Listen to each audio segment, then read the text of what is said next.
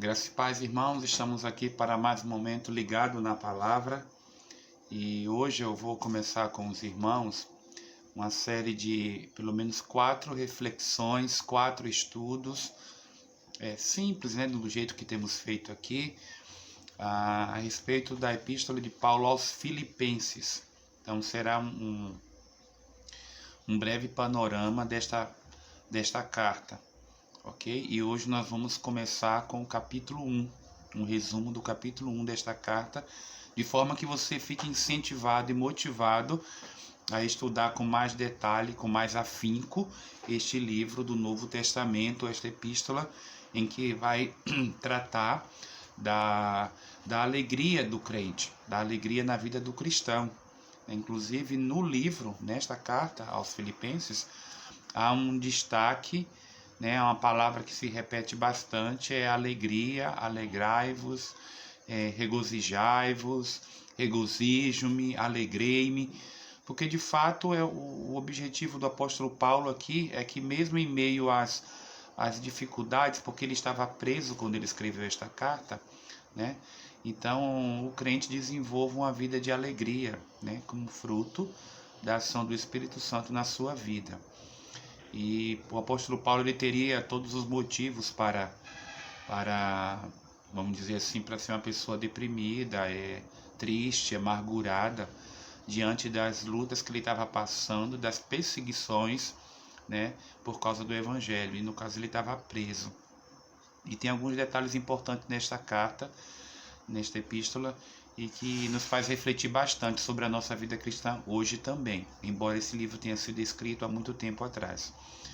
Então fique conosco neste momento ligado na palavra e nós vamos ver então um resumo hoje do capítulo 1 de Filipenses. Tá bom? Fique conosco, já pegue sua Bíblia aí, abra na carta aos Filipenses.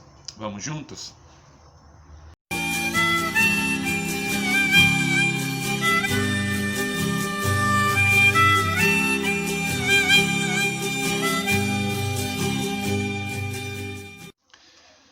Capítulo 1 de Filipenses.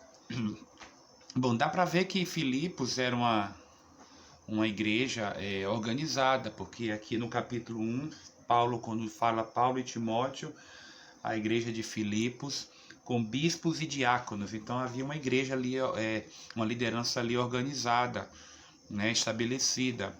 Havia os bispos, os pastores e havia diáconos também servindo ali. Então Paulo, do versículo 3 até o versículo 11, ele faz uma oração pelos crentes filipenses. Ele diz aqui: eu dou graças ao meu Deus todas as vezes que eu me lembro de vós,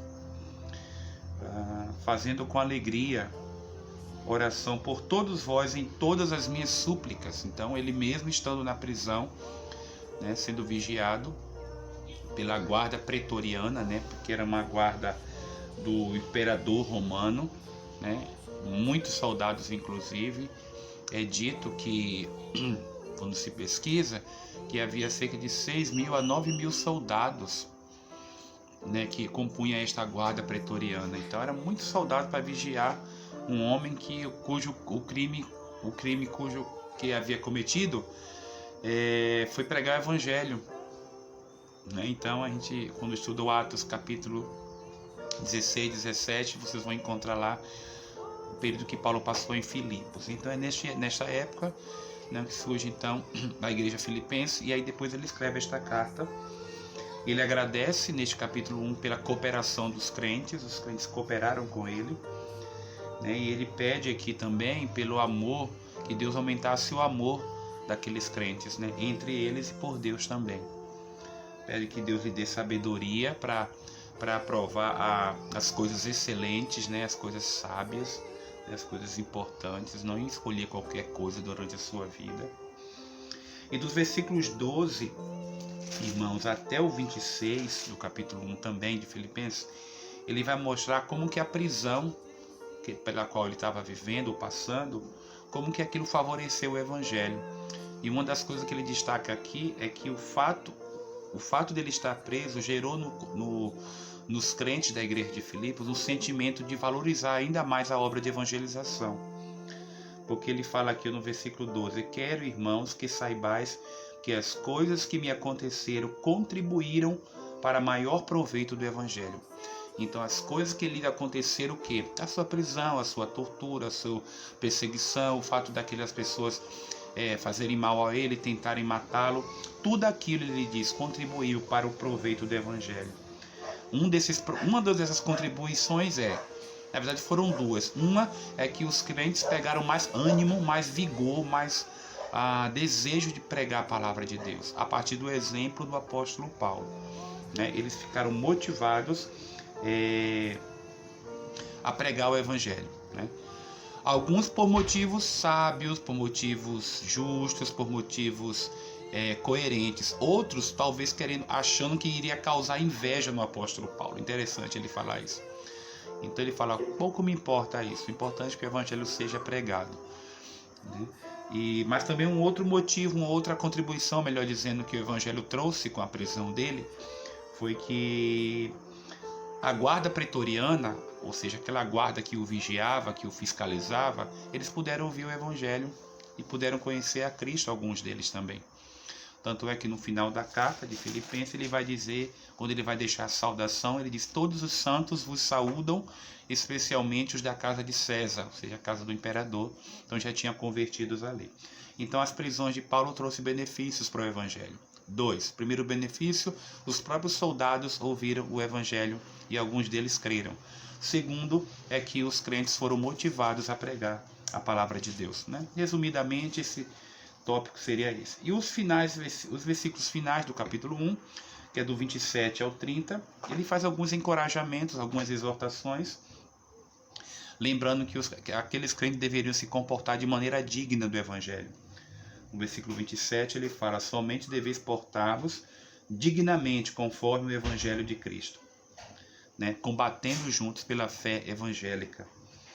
E tendo o mesmo combate, versículo 30, que já em mim tendes visto e agora ouvis está em mim. Então aqueles crentes sabiam do comportamento e do testemunho do apóstolo Paulo. Então o que Paulo esperava é que eles também tivessem o mesmo comportamento com outras pessoas também. O que viram nele, compartilhasse com outras pessoas. Então este foi um resumo, um panorama do capítulo 1 de Filipenses, desta carta que tem como tema geral a alegria do cristão em meio a quaisquer circunstâncias.